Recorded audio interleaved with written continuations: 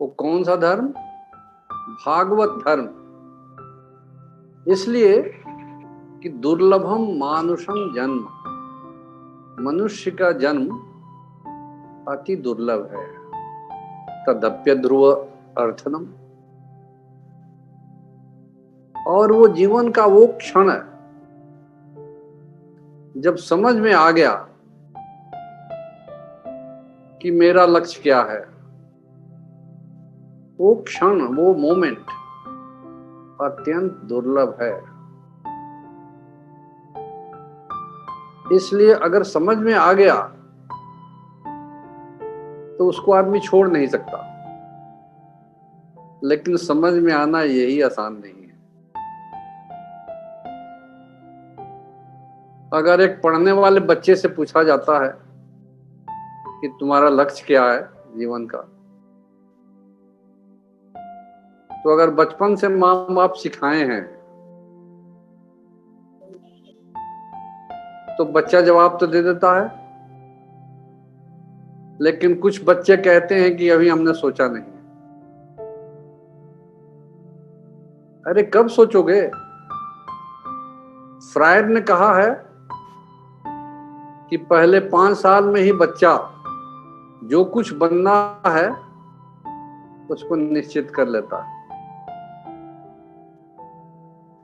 क्योंकि जिस ड्राइव को लेकर के आदमी पैदा हुआ है वही ड्राइव डोमिनेट करता है आदमी। इसलिए माँ बाप का चरम और परम कर्तव्य है कि बच्चे को जीवन का लक्ष्य दे के उसको समझा दे कि उसको जिंदगी में क्या करना है।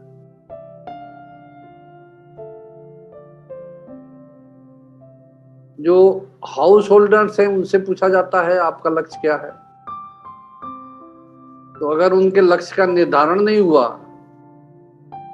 तो बोलते हैं अगर मकान नहीं है तो कहते हैं कि एक अच्छा सा मकान हो जाए ताकि आराम से हमारा परिवार रहे, बच्चे लिख पढ़ जाएं और वो सेटल हो जाए। ये मेरा लक्ष्य है, इनको बनाना, परिवार को बनाना। रिटायर्ड आदमी से पूछा जाता है अगर उसका लक्ष्य निर्धारण नहीं है पहले से, तो कहता है कि रिटायर हो गया हूं, चाहता हूं सुख से जीऊं।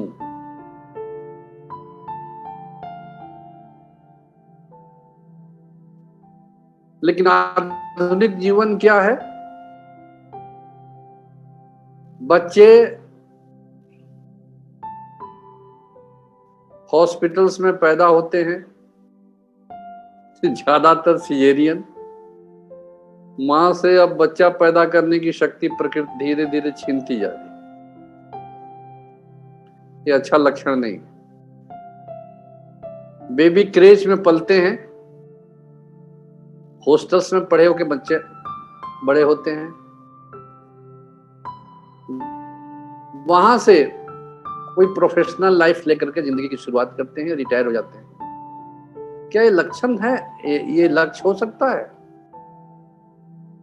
क्योंकि लक्ष्य का निर्धारण तो एक बार पूरी जिंदगी के लिए होगा। अगर जिसका ऐसा हो गया है उसको बार बार नई नई प्लानिंग करने की जरूरत नहीं होती है कि अब क्या करूं, अब क्या करूं, अब क्या करूं। नहीं तो आज की जैसी जिंदगी है, बचपन में हॉस्टल गया पढ़ाई के टाइम में, बड़े हुए तो जॉब में जिंदगी गई, रिटायरमेंट होने के बाद जो फैमिली कॉन्सेप्ट है उसके मुताबिक तो ज्यादातर आजकल बूढ़ों को देख रहा हूं कि ओल्ड एज होम में पाए जाते हैं। ये ना अच्छे परिवार का लक्षण है, ना अच्छे समाज का लक्षण है, न कोई बहुत ही डेवलप्ड सिविलाइजेशन की लक्षण। बचपन में हमने देखा है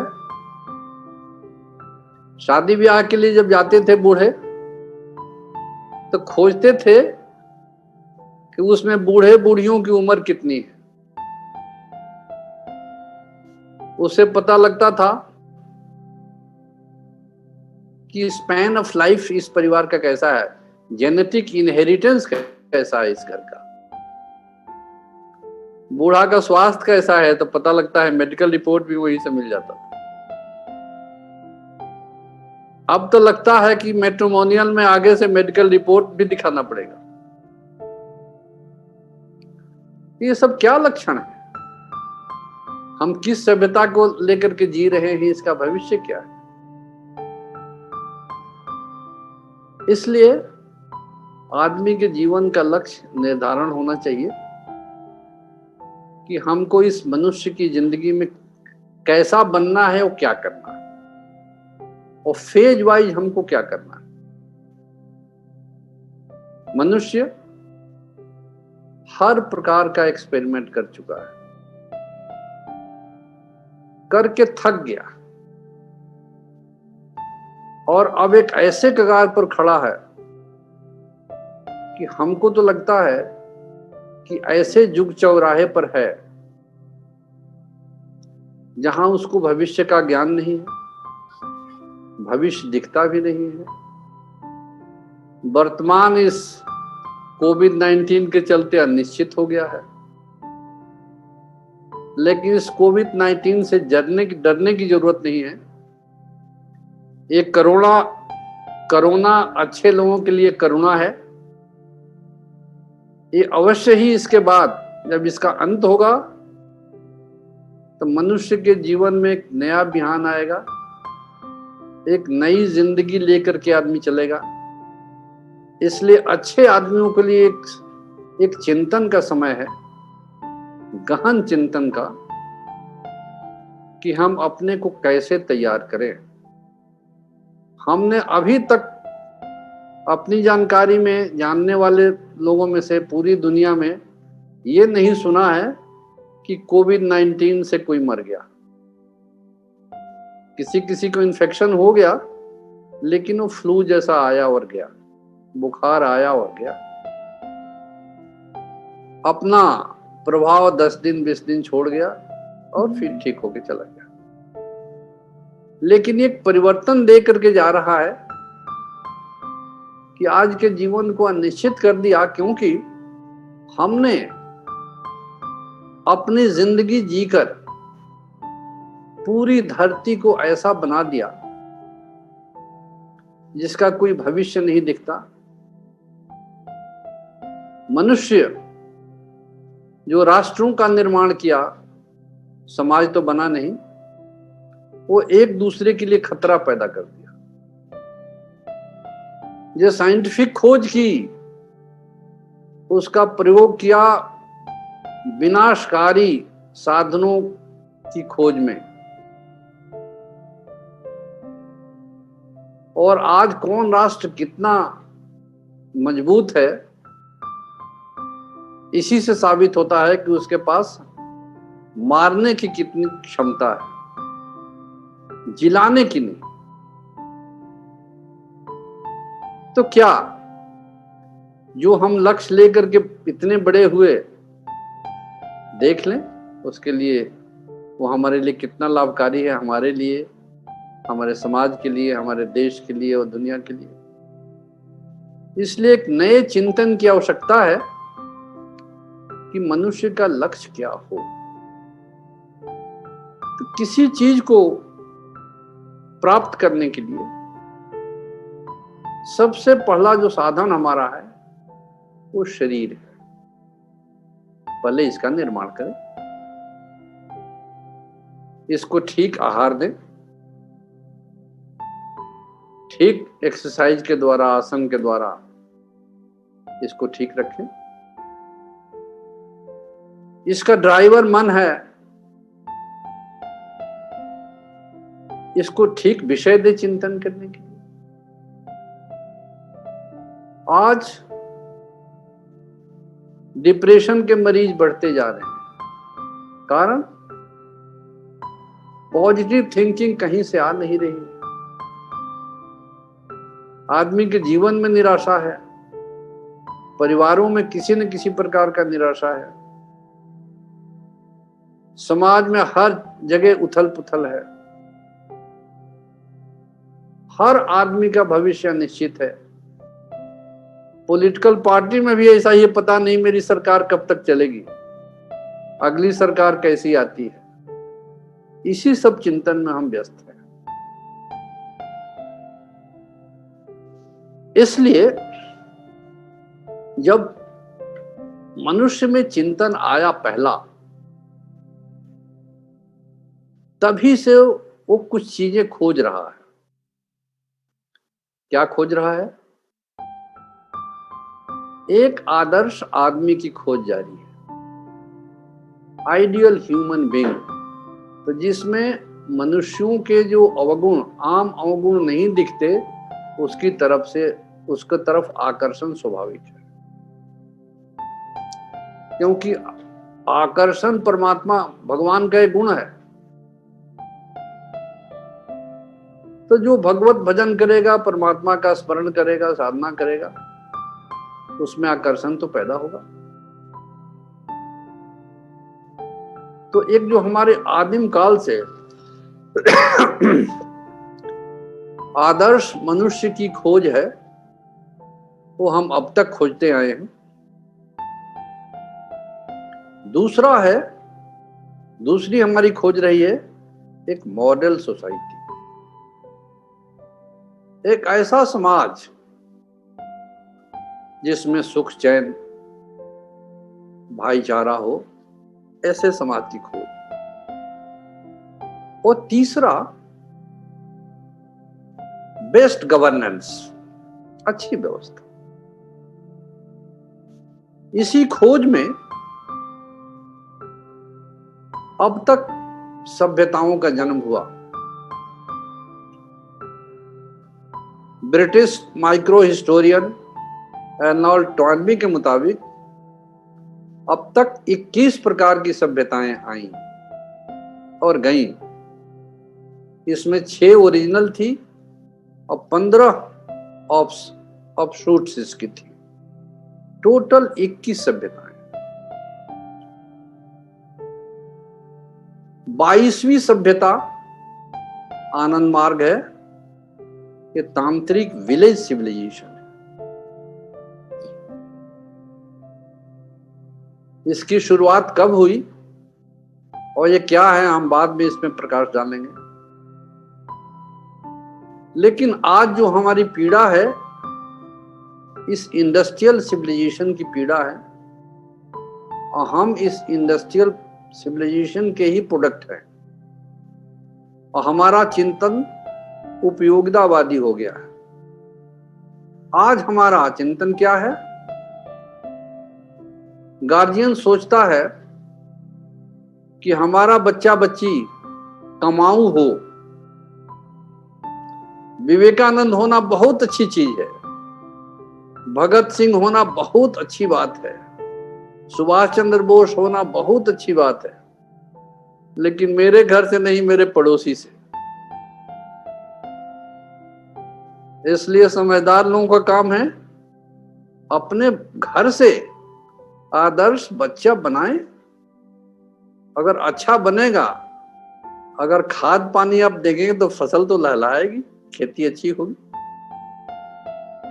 इसलिए जीवन का जो चरम आदर्श जिसका होगा, परम पद की प्राप्ति करना, मोक्ष की प्राप्ति करना, तो भौतिक संसार को अपने स्वार्थ के रूप में वो नहीं देखेगा। भेड़ में ऊन और मांस नहीं दिखेगा, उसकी आंखों में इनोसेंस दिखेगा। कितनी निर्दोष आंखें। लेकिन आदमी भेड़ में आज क्या दिखता है? कसाई देखता है कि इसमें कितना मांस निकलेगा, इसमें कितना ऊन है, उसी हिसाब से उसकी कीमत निकलता है। इसलिए जीवन और जगत के प्रति उसका दृष्टिकोण बदल जाएगा अगर उसके जीवन का लक्ष्य है, निर्धारित है। तो अगर जीवन का लक्ष्य मोक्ष है, तो जानेगा कि मैं चंद समय के लिए इस संसार में आया हूं। चंद समय का मतलब क्या है? आए हैं तो कुछ समय तो हमारा बचपन में चला गया, ना समझी में, जवानी में दुनिया के काम में, बुढ़ापे में चिंतन में, चिंतन नहीं, हम तो कहते हैं कि चिंता में, चिंतन में जाए तो बहुत अच्छी बात है। अब जो सही काम था उसके लिए तो समय तो मिला नहीं, लक्ष्य का निर्धारण बचपन में नहीं हुआ, परिवार में वो शिक्षा मिली नहीं, इसलिए घर के गार्जियंस का काम है कि अपने बच्चों को बनाएं और किचन ठीक रखें। किचन में ऐसा भोजन बने कि जो भगवान को भोग लगने वाला, तो ऐसे ही सात्विक हो जाएगा। अगर अन्न शुद्ध हो गया तो शरीर शुद्ध होगा, बच्चा ठीक होगा, बच्चा डिसिप्लिन होगा, बच्चा आज्ञाकारी होगा, बच्चा कहना मानेगा, जवान लोग जिम्मेवारी लेगा, आपका लोड लेगा। बुढ़ापे में फिर कोई चिंता नहीं रह जाएगी, निश्चिंत होकर के आदमी भजन बर्तन करते हुए और परम पद को प्राप्त करेगा, परमात्मा में लीन। तो जीवन का लक्ष्य निर्धारण करना, क्योंकि जीवन में दो चीजें हैं, दो चीज का निर्धारण अति आवश्यक है, starting point and culminating point. हम कहां से शुरू करें और कहां अंत हो। हम दो बिंदुओं को नहीं जानते, पहला कहां से हम आए हैं ये पता नहीं। कोई कहता है ऊपर से आए, अरे ऊपर से कहां से आए, ये बहुत कम लोग समझता है कि हम संस्कार के मुताबिक शरीर ग्रहण करके आए। मनुष्य का अगर शरीर मिला है तो ये खास काम के लिए है, ये है मनुष्योचित कर्म करने के लिए मनुष्य का शरीर मिला है। क्योंकि बाबा ने भी कहा है कि संस्कार के मुताबिक शरीर यंत्र और मानस यंत्र मिलता है, ताकि आदमी उसका भोग कर सके संस्कार के अनुरूप। तो अगर स्टार्टिंग पॉइंट ठीक हो गया, और बचपन में माता पिता का काम है, एजुकेशनल इंस्टीट्यूट्स का पढ़ाई के टाइम में काम है कि उस लक्ष्य को बनाए रखें। लेकिन आज की शिक्षा पद्धति ऐसी नहीं है जिसमें जीवन का लक्ष्य दिया जाए। लेकिन अभी वर्तमान में शिक्षा नीति में जो परिवर्तन आ रहा है, इससे बहुत कुछ आशा है कि ये व्यवस्था मनुष्य को जीवन का लक्ष्य देगी।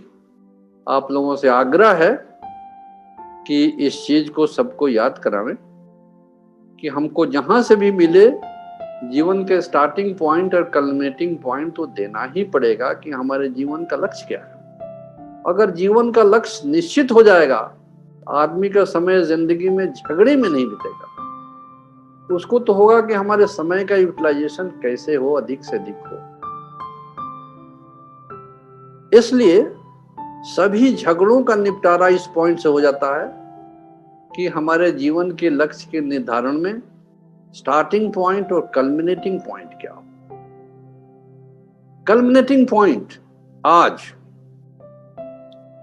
हमको निर्धारण करने में एक चीज का ध्यान रखना होगा, क्योंकि मनुष्य धीरे धीरे अपने छोटे दायरे से बड़े दायरे में आ रहा है।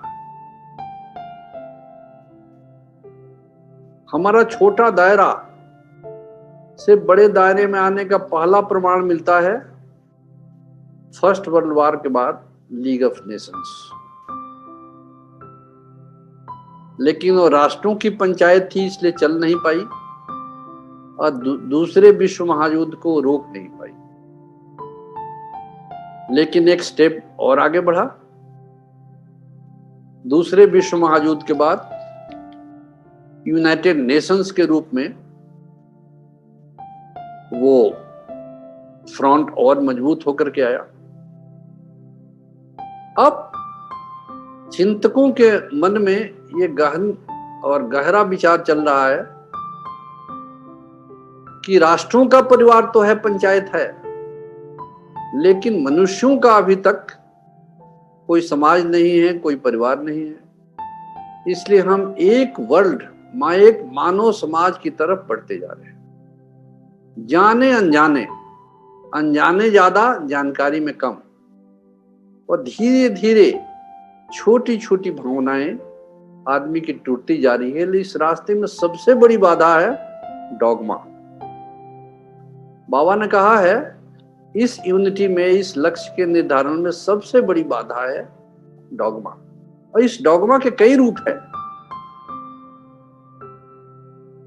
इस डॉगमा का केवल रिलीजियस रूप नहीं है, पॉलिटिकल रूप भी है, आर्थिक जगत में भी है। कैपिटलिज्म उसी का रूप है, क्योंकि कोई व्यवस्था अपना पकड़ छोड़ने को तैयार नहीं है। तो जब तक एक मानव की भावना, हम सब एक परिवार हैं, जब तक इसके तरफ हम नहीं आएगा और इस काम के लिए आदमी अगर तैयार नहीं होंगे,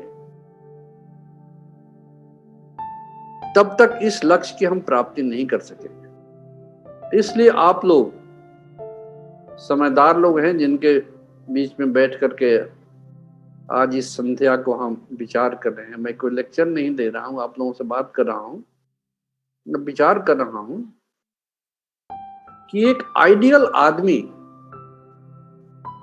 एक जीवन का आदर्श लेकर के कैसे बनाया जाए।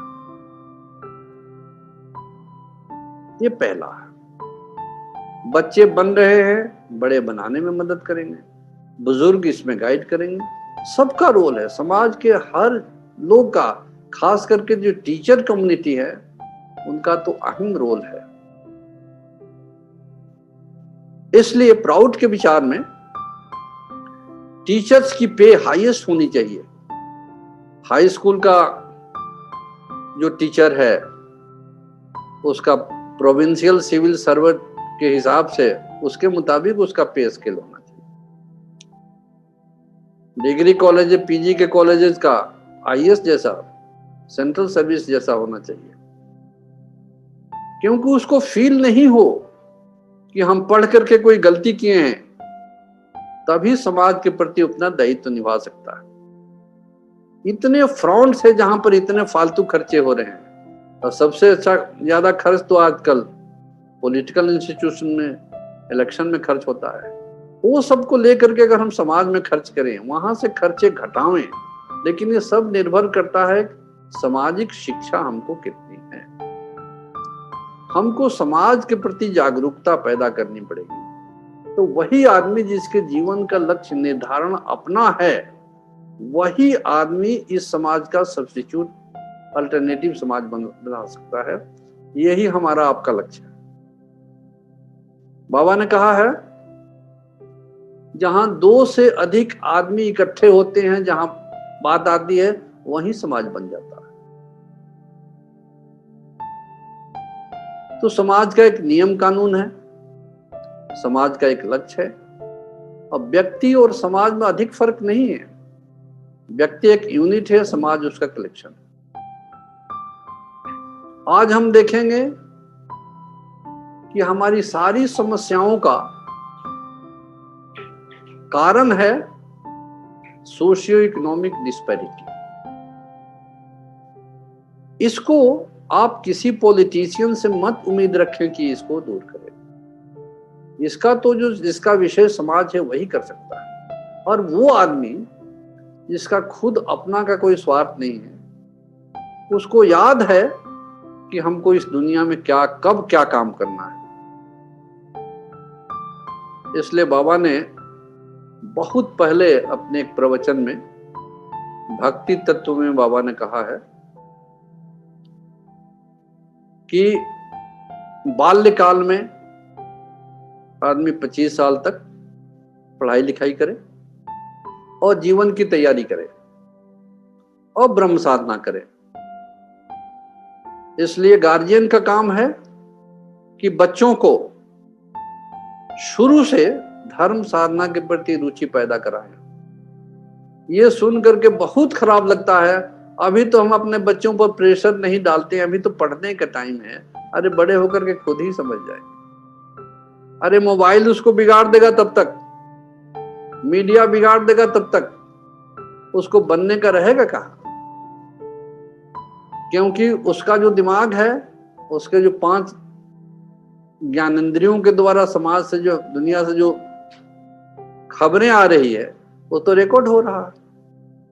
इसलिए उस रिकॉर्डर को आप अच्छे चीज के लिए भी खोलिए, क्योंकि अच्छी चीज का बार बार याद करने पर असर होता है, गलत चीज का असर तुरंत हो जाता है। विद्याध्ययन के बाद 25 साल के बाद आदमी दुनिया का काम करे, दुनिया का सुख मिलता है उसमें संयमित रह के करे और धर्म साधना करे। उस समय भी भूला नहीं है, दुनिया का काम करते हुए इसमें कोई नुकसान नहीं है। दिन भर काम करके थक के आए, शाम को साधना किया व्यापक शौच करके या मौसम के हिसाब से स्नान करके, तो दिन भर की थकावट रिलैक्स हो गई, नर्वस सिस्टम रिलैक्स हो गया। आप अपने पेट्स को देखे होंगे, थकते हैं तो बॉडी स्ट्रेच करके रिलैक्स हो जाते हैं। घोड़ा थकता है तो लौट जाता है और 1-2 बार हिहना करके एकदम फ्रेश हो जाता है। हम एक ही प्रकार से, एक ही पोजीशन में काम करने के आदी होकर अपने शरीर को इतना स्टिफ कर देते हैं कि काम के बाद शरीर बेकार हो जाता है। शाम को साधना करके, थोड़ा आसन करके रिलैक्स हो गए, भोजन में भी स्वाद मिलेगा और रात को नींद भी ठीक आएगी। फिर दूसरे दिन उठने में सुविधा नहीं होगी 5 जन्म में, क्योंकि फ्रायड कहता है, साइकोलॉजिस्ट की मत है कि माइंड 3 से 4 घंटे से अधिक अनकॉन्शियस अवस्था में रह नहीं सकता। इसलिए आदमी के, आज के आदमियों को जो काम का तरीका है, काम के जो घंटे निश्चित किया है, उसको बदलना पड़ेगा। 12 से 3 के बीच में जो सोने के लिए नहीं खर्च करता, दूसरे काम में लगता है, जगह रहता है फालतू, वो आदमी दूसरा दिन खराब करता है। और गृहस्थ जीवन के बाद जब रिटायर हुआ तो दुनिया का काम उसका खत्म हो गया, उस समय केवल ब्रह्म साधना करेगा। वही आदमी दुनिया छोड़ करके जब जाने लगेगा तो इस चादर को उसी प्रकार से दे करके जाएगा कि इसमें कोई गंदगी नहीं रही। ज्यों की त्यों धर दी नी चदरिया, बेदाग छोड़ के आदमी चला जाएगा। तो जीवन के लक्ष्य निर्धारण करने से ये लाभ है, क्योंकि इस दुनिया में कितना भी आकर्षण क्यों नहीं, लेकिन छोड़ के जाना पड़ेगा इसको। इसलिए इस आकर्षण से मन को जितना हटा करके प्रभु में लगाएंगे, परमात्मा में लगाएंगे, छोड़ के जाते वक्त उतना ही कम कष्ट होगा। अभी आज की दुनिया में मरने के लिए भी दवाई लेनी पड़ती है। आज जब बेड शोर हो गया, परिवार वालों को कष्ट होने लगता है, नर्सेज भी भाग खड़ी होती है, तो आदमी सोचता है किसी प्रकार से छुटकारा हो। तो अटैचमेंट तो घटा नहीं, दुनिया का काम पूरा नहीं हुआ, आगे से परमात्मा से स्नेह हुआ नहीं, तो चिंतन तो शरीर तक रह गया, तो छोड़ने में तो कष्ट होगा। तो जिंदगी भर शरीर कष्ट दिया, लास्ट में जाने में भी शरीर कष्ट दे रहा है, ये सब मन का खेल। इसलिए उस अवस्था में भी अगर जीवन का लक्ष्य निर्धारित है, तो आराम से शरीर छोड़ देगा। बहुत से रिटायर आदमी परिवार में ज्यादा इंटरफियर करते हैं, सास बहुओं को तंग करती है, बहुएं सास के अभ्यास के चलते भी परेशान रहती हैं, क्योंकि किसी का जहां लक्ष्य निर्धारण नहीं है वहां तो क्लेश होगा। इसलिए जीवन का अगर लक्ष्य निश्चित बचपन में कर दिया गया तो जिंदगी के सारे चरण में कहीं भी कोई असुविधा नहीं। ऑफिस में आदमी काम करेगा तो वहां भी सब अपने दायरे में काम करेंगे। बॉस बॉसिज्म नहीं दिखलाएगा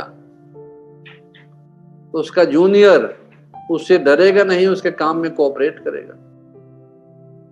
तो ऑफिस से काम बढ़ने से नेशनल आउटपुट बढ़ेगा, देश की एफिशिएंसी बढ़ेगी, समाज हमारा मजबूत रहेगा।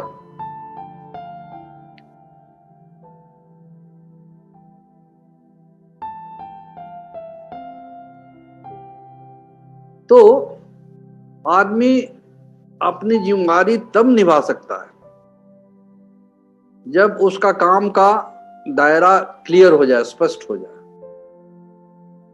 कि हमको जिंदगी भर अपने शरीर को साफ करके रखना पड़ेगा, इसको केयर करना पड़ेगा।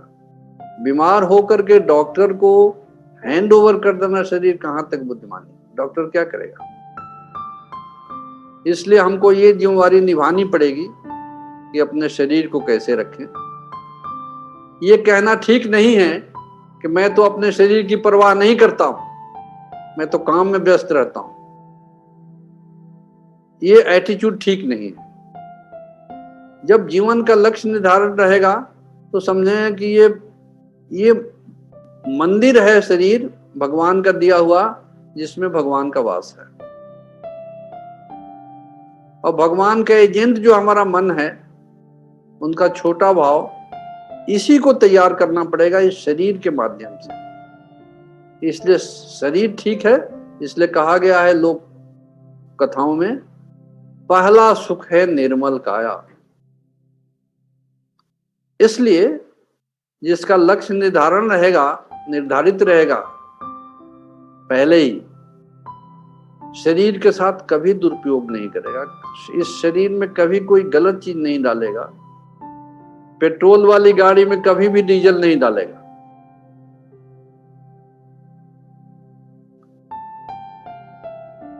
इसलिए पेट्रोल की गाड़ी में पेट्रोल डालेगा, डीजल की गाड़ी में डीजल डालेगा, हवाई जहाज में एविएशन फ्यूल डालेगा, तो उसकी गाड़ी ठीक ठीक इग्नाइट करेगी और ठीक ठीक स्पीड लेगी, तो गाड़ी ठीक चलेगी। चलाने वाला इसका ड्राइवर है, जिसका लक्ष्य निर्धारण है। मन को ठीक पॉजिटिव काम में, पॉजिटिव चिंतन में, अगर कोई काम नहीं है तो कीर्तन करेगा और इष्ट मंत्र का जप करेगा। अभी कोरोना काल में क्या करेंगे? कोई काम अगर नहीं है, उलझने से अच्छा है कीर्तन कराओ। इसलिए अच्छे अच्छे घरों में मैं सुना हूं कि रोज 5 जन्ने के बाद 3 घंटे का कीर्तन लोग कर देते। कीर्तन किया, मन पवित्र हुआ, घर पवित्र हुआ, सबके ऊपर अच्छा ये रहा, समय निकल गया बढ़िया। इसके बाद अपना काम में लगे, चाहे भीतर का काम हो चाहे बाहर का काम। और अब तो छुट्टी है ही नहीं। इस कोरोना ने जो ऑनलाइन काम का ये कर दिया, अब न कहीं जाने की जरूरत है, न कहीं आने की जरूरत है, न टिकट कटाने की जरूरत है, न रिजर्वेशन का प्रॉब्लम है, न ट्रैवल एजेंट एक्सप्लॉइट करेगा, एक्स्ट्रा पैसा मांगेगा, न रोड पर गाड़ियों की जरूरत है। नहीं तो एक एक घरों में 4-4, 5-5 गाड़ियां खड़ी है, रोड पर गाड़ियों के लिए जगह नहीं है, सब घरों के सामने पार्किंग है, सब गाड़ियां पार्क करके रखी है। तो आधुनिक सभ्यता ने तो ये सब दिया है, कंजेशन दिया है, करप्शन दिया है, क्राइम दिया है, पोल्यूशन दिया है। मेरा ख्याल कोरोना यही सब ठीक करने आया है। आज गाड़ियों की क्या कीमत है, कहीं आप जा नहीं सकते। ट्रेन की क्या कीमत है जब कहीं जा नहीं सकते। हवाई जहाज की क्या कीमत है जब कहीं आपको ले नहीं जा सकता। तो अब जहां हैं हम, वहीं क्या उलझे। बर्फ के दिनों में पहाड़ों में हाई एल्टीट्यूड पर जिसका चिंतन ठीक नहीं है, लोग एक्सेंट्रिक हो जाते हैं। क्यों? कि दुनिया को फेस करना बहुत आसान है, लेकिन अगर अपने आप को फेस करना है सबसे मुश्किल काम। इसलिए इंद्रजीत होने के पहले ऋषि लोग इंद्रजीत होने की कोशिश करते थे। भारत पर की तरफ बढ़ने के पहले अलेक्जेंडर 12 साल अरिस्टोटल के पांवों के नीचे बैठकर पढ़ा, समझा, जीवन को समझा। इसलिए सबसे पहली बात है अपने आप को जीवन समझने की। हमको इस जिंदगी में करना क्या और कब क्या करना। आज वाला काम हम कल नहीं सकते, और कल वाले काम की आज चिंता की जरूरत नहीं है, प्लानिंग करके छोड़ दें। कल वाला कल करेंगे, आज वाला आज करेंगे। इसलिए स्टार्टिंग पॉइंट और कल्मिनेटिंग पॉइंट दोनों जीवन में बहुत ही मशहूर है। जिसका कल्मिनेटिंग पॉइंट निश्चित नहीं है कहां हमको जाना है, कोई दिखा तो नहीं सकता कि हम कहां से आए हैं और कहां जाएंगे, लेकिन यह निश्चित है कि हम वहां जाएंगे जहां मालूम नहीं है। लेकिन अगर जीवन का लक्ष्य भागवत धर्म पर अगर हम चल रहे हैं तो उसको पता है हमको कहां जाना है। जो साधक हैं वो जानते हैं कि इष्ट मंत्र में क्या करामात है। ये है पूरा का पूरा ब्रह्म विज्ञान, ब्रह्मविद ब्रह्मैव भवति। इष्ट मंत्र का जो स्पिरिट है, अंतमति सो गति, श्वास छोड़ते हुए हम परमात्मा का भाव लेते हैं तो उसी में न मर्ज करें। सभी कहते हैं, टेक्निकली भी, शास्त्र भी चिल्ला चिल्ला के बोलता है, बुजुर्ग भी कहते हैं कि मरने के टाइम में जैसी भावना रहती है अगला जीवन वैसे ही मिलता है, और जिंदगी भर जो काम किया अंत की भावना भी वैसे ही होती है। नहीं तो जन्म जन्म मुनि जतन कराही, अंत राम मोह आवत नाही। अगर जिंदगी भर भगवान का ध्यान नहीं किया, भगवान का स्मरण नहीं किया, तो मरने के टाइम में महामृत्युंजय पंडित जी आकर के अगर जप करेंगे तो तुम्हें क्या मिलेगा उससे। एक कहीं मैं पढ़ रहा था कि एक बुजुर्ग का प्राण नहीं छूट रहा था, पुराने जमाने की बात है। तो घर में बताए नहीं किसी को कि कहां पर क्या छुपा है, कहां चाबी है, कहां धन रखा है, क्योंकि वो बैंकिंग का सिस्टम उस समय ऐसा नहीं था, लोग गाड़ करके धन रखते थे मिट्टी के घड़े में या तांबे में या मेटल में लेकर के कहीं ना कहीं गड़वा के रख देते थे। तो बुजुर्ग का प्राण नहीं खुल रहा, छूट रहा। घर वाले परेशान हैं कि बाबा ने बतलाया नहीं कहां धन छुपा है, लेकिन होठ चल रहा है। तो लगा कि इनको कुछ कहने की इच्छा है। वैद्य जी बुलाए गए, मकर ध्वज दिया, हाई डोज दिया, लिया होगा उसी हिसाब से फीस। जब जबान खुली तो बुजुर्गवार बोलते हैं, नालायकों, देख नहीं रहे हो गाय झाड़ू खा रही है। माने मरने के टाइम में झाड़ू का नुकसान भी बर्दाश्त नहीं हो रहा है। तो उनको चाबी भी नहीं मिली, सबने सिर पर हाथ रखा। मतलब अगर जिंदगी को हमने सुचारू ढंग से चलने के लायक अपने को बनाया नहीं, मन का विषय परमात्मा नहीं दिया, तो जिंदगी के किसी भी पहलू में चैन नहीं। विद्यार्थी अगर साधना करते हुए पढ़ाई किया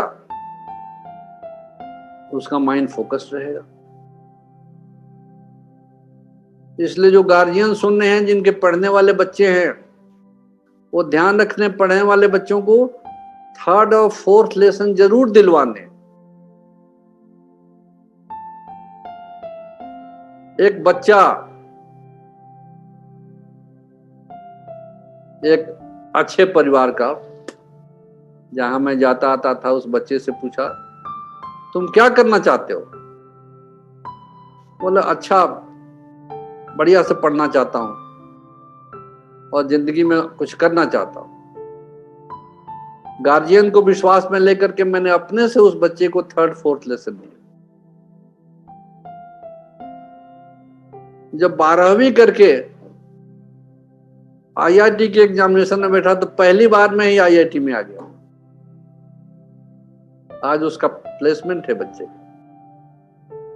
इसलिए मैं अनुभव के आधार पर आपको कह सकता हूं गार्जियंस को कि अपने पढ़ने वाले बच्चों को 3rd 4th लेसन जरूर दिलवा दीजिए और देखिए कि वो बच्चा कर रहा हो। माइंड फोकस्ड होगा।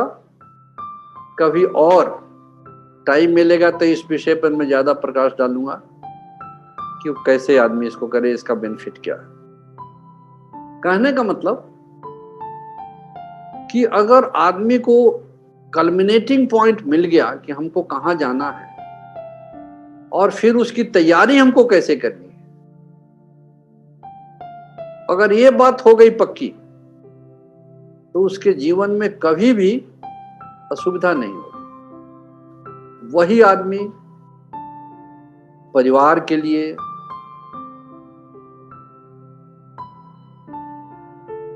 एक बुन हो जाएगा, वरदान होगा। वही आदमी समाज के लिए हर जगह मिलेगा, समाज उसको खोजेगा।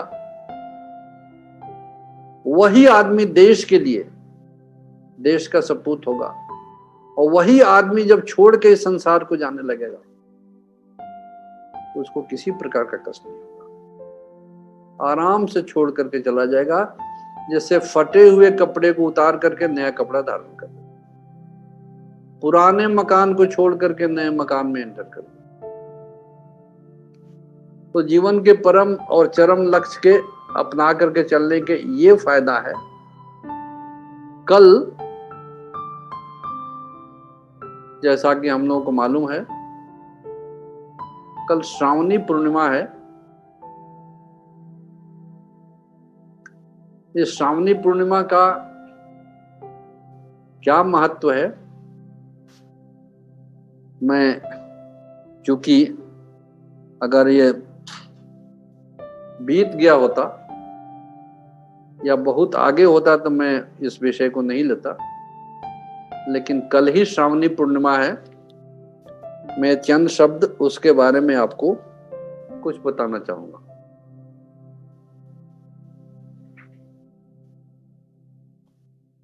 जैसा आप जानते हैं कि इसी दिन 1939 में एक महाशमशान में बाबा बैठे हुए और एक उस शहर का दुर्दांत असामाजिक तत्व बाबा को लूटने के विचार से कटार लेकर के आ जाता है।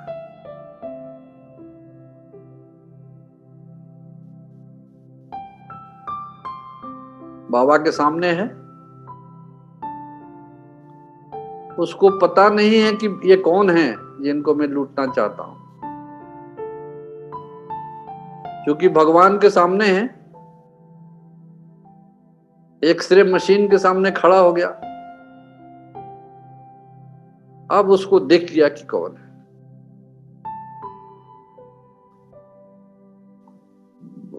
बाबा के सामने आते ही वो बदलना शुरू हो गया। बाबा ने कहा, कटार फेंक दिया। बाबा ने कहा कि जाओ हुगली में नहा करके आओ। बाबा को जो कुछ देना था उसको दिए।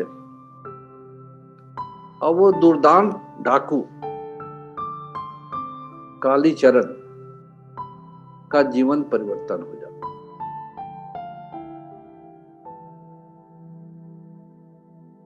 डाकू से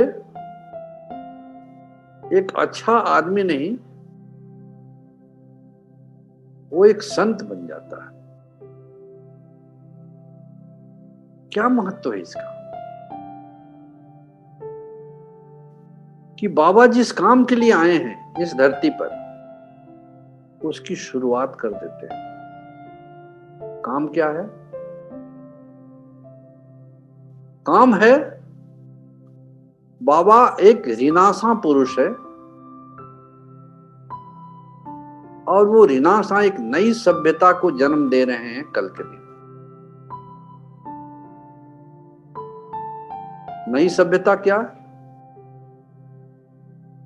ये नई सभ्यता है तांत्रिक विलेज सिविलाइजेशन। तंत्र क्या है?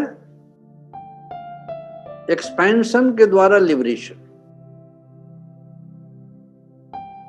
कालीचरण जब तक शरीर में है तब तक संस्कार से डाकू है।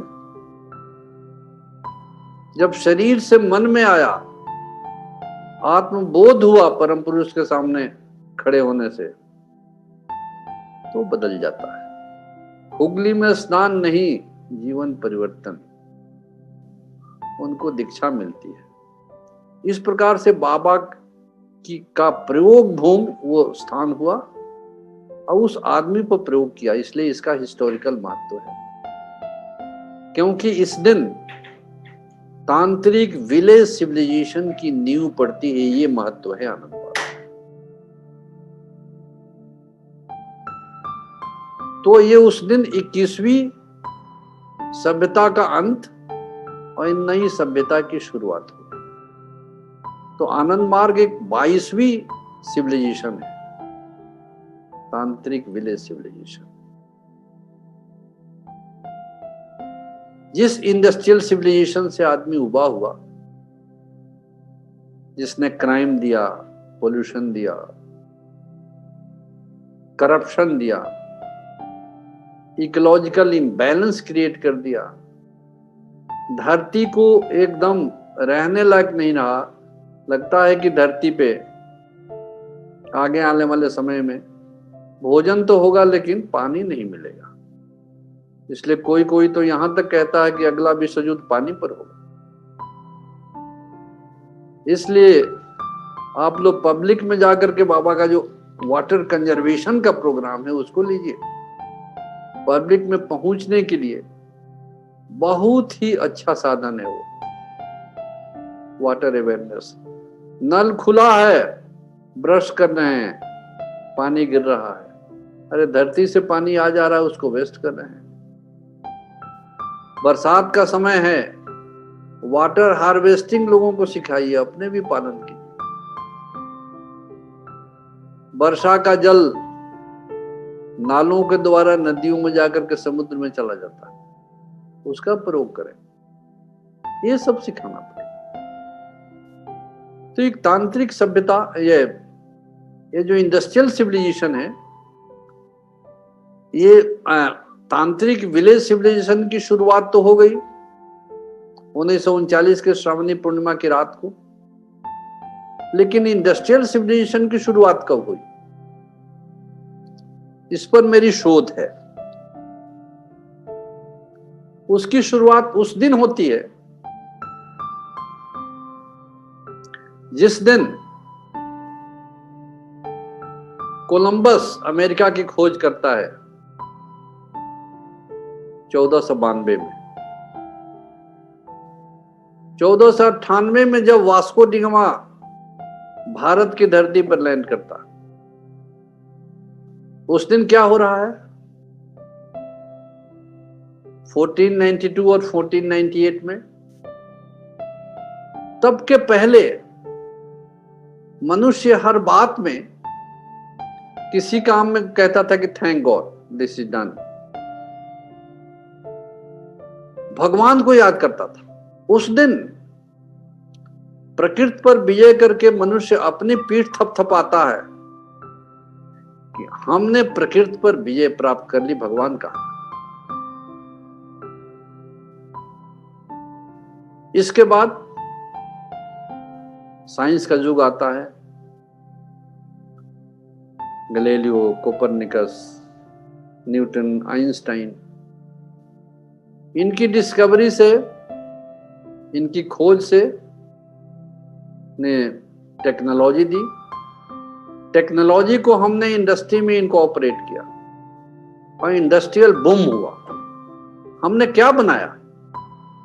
लग्जरी के सामान दिया, वार मटेरियल्स बनाया, और आज पूरी धरती को हम वोल्केनो पर खड़ा कर दिया।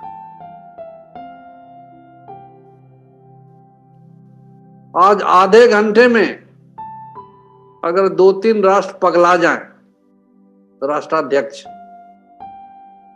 तो धरती 10-15 मिनट में पता नहीं स्वरूप ही क्या बदल जाए। हम देख चुके हिरोशिमा और नागासाकी में क्या हुआ। यही तो पैदा किया हमने। इसलिए जब आप नई सभ्यता को लेकर के आगे बढ़ेंगे, नया मानव तैयार करेंगे, नया समाज बताएंगे, नए लक्ष्य को लेकर के आगे बढ़ेंगे, तो ये जो सभ्यता है नई, इसको प्रमोट करेंगे, तो वही आएगा धरती पर स्वर्ग, जिसको न प्राचीन चिंतन दे पाया, न मध्यकालीन, न आधुनिक विज्ञान। ये चीज बाबा दे गए हैं। आपके कंधों पर ये जिम्मेवारी है। तो जिसके जीवन में लक्ष्य है, जो समय को समझता है कब क्या करना है, उसके लिए काम बहुत ही आसान है। बाबा शरीर छोड़ने के पहले जहां उपस्थित लोग थे, उनके बीच बाबा ने कहा, क्या मैं तुम लोगों पर निर्भर कर सकता हूं कि तुम लोग हमारा काम करते रहोगे? किसकी हिम्मत थी कि बाबा के सामने कोई ना कहे? सबने हां भरी। बाबा ने दूसरी बात कही कि भविष्य में जो लोग इस बात को सुनेगा उन पर भी ये लागू होती है बात। इसलिए आज जितने लोग सुन रहे हैं उन पर भी ये बात लागू हो रही है बाबा के मुताबिक। हम नहीं कह रहे हैं, बाबा की भाषा है। इसलिए देख लीजिए कितनी बड़ी जिम्मेवारी कि हम अपने शरीर को मंदिर की तरफ से साफ रखें, मन में नेगेटिव ख्याल ना आने दें, बच्चों को योग्य बनाएं, समाज के लायक, मानवता के लायक, वही देश की सेवा करेंगे, दुनिया की सेवा करेंगे। और तब इतना सब काम करते हुए आप शरीर ऐसे छोड़ के जाएंगे जैसे फटी हुई कमीज उतार के चले जाते हैं। तभी होगा तुम हंसो जग रोए। आप हंसते हुए जाएंगे, दुनिया रोएगी आपके लिए। लेकिन पैदा कैसे हुए? रोते हुए आए थे। बच्चा पैदा होता है, अगर रोता नहीं है तो नर्सेज मार के रुलाती है। अरे रोता क्यों नहीं है? अरे रोने के लिए ही तो पैदा हुआ। बचपन में गलती करेगा तो माँ बाप रुलाएंगे, जवानी में पत्नी रुलाएगी या पति रुलाएगा, अब बुढ़ापे में अगर लक्ष्य नहीं है तो तुम्हें संस्कार रुलाएगा। रोने के लिए आए हो। लेकिन अगर जीवन में लक्ष्य है तो हंसते हुए जाओ, कभी रोना नहीं। मार्गों के घरों में आज ऐसे बच्चे पैदा हो रहे हैं, वो रोते नहीं, कीर्तन लगाने पर चुप हो जाते हैं।